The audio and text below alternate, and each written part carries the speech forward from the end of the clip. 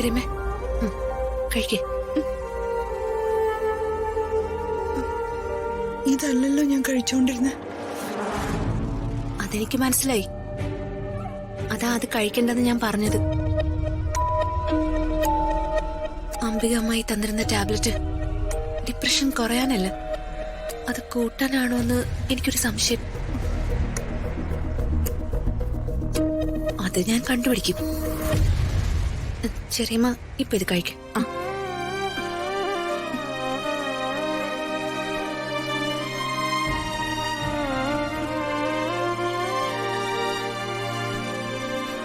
അവരെന്നെ കൊല്ലാൻ നോക്കാണോ മോളെ?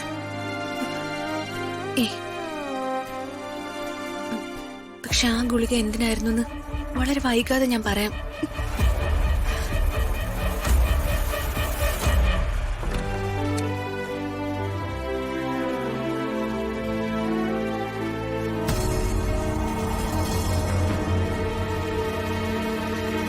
സഹി കെട്ടെന്റെ അച്ഛൻ ആനയ്ക്ക് കൂച്ചു വിലങ്ങിട്ട്.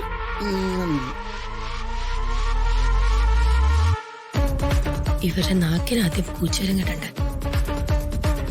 കൂച്ചു വിലങ്ങിട്ടതിന് ശേഷം അച്ഛൻ തോട്ടി കൊണ്ട് അവനെ ഒരു പിടുത്തൊങ്ങി പിടിച്ച്. ഓ, ഒന്ന് അലറിയ ആന അച്ഛനെ തുമ്പിക്കൈ കൊണ്ട് കൊടുത്തൊരു ഒറ്റ ഏറ്.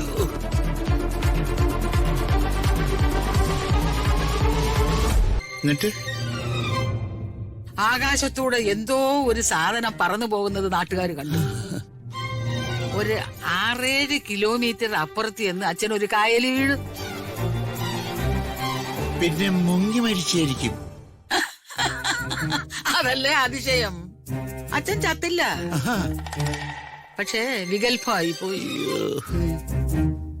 പിന്നെ ഞാൻ ചികിത്സിച്ച അച്ഛന്റെ അസുഖം മാറ്റിയത്. പ്ലീസ്, കഥ കേട്ട് എല്ലാരും ക്ഷീണിച്ച്.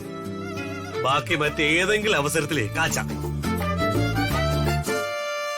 അവരൊരു കഥ. ആർക്കും ഒരു ടെൻഷനും വേണ്ട. ചെറിയമ്മ ഇപ്പൊ ഓക്കെ ആവും. ചേട്ടാ ഒന്നിങ്ങ് വന്നേ.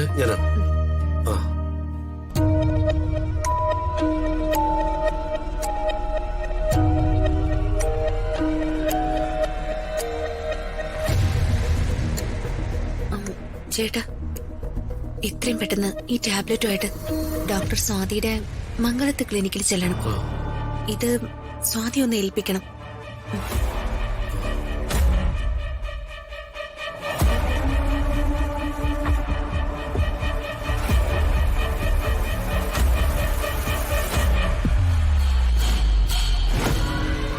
അല്ല, നോക്കാവും സാറേ.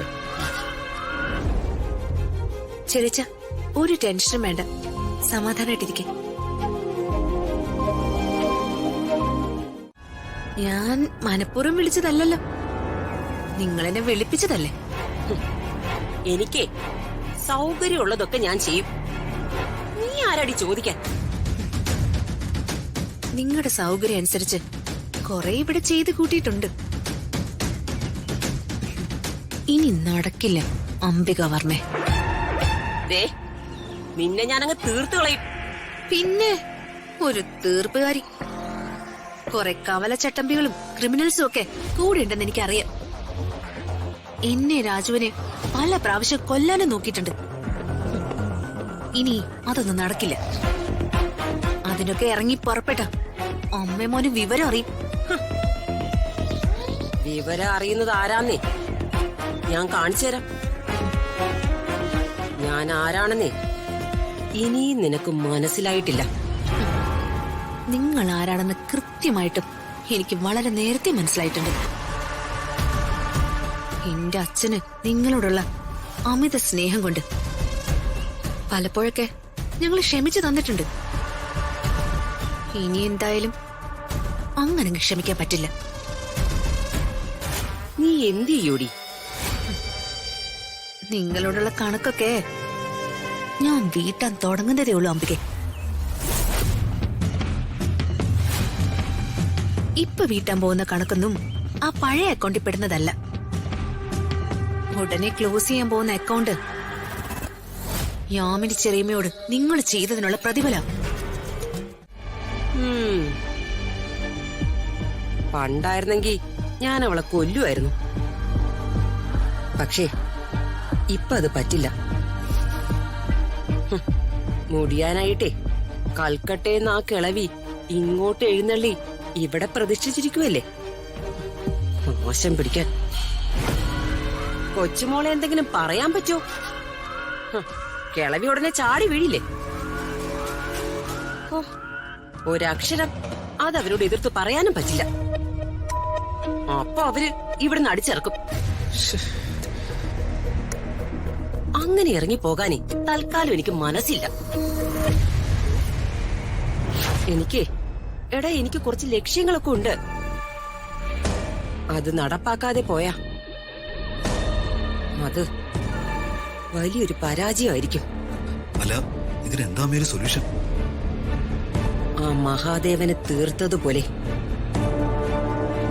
ഇവരെയും തീർക്കണം. അതിനുള്ള അവസരം കാത്തിരിക്കുക ഞാൻ. ഇപ്പൊ കാറ്റേ എനിക്കും നിനക്കും എതിരാ.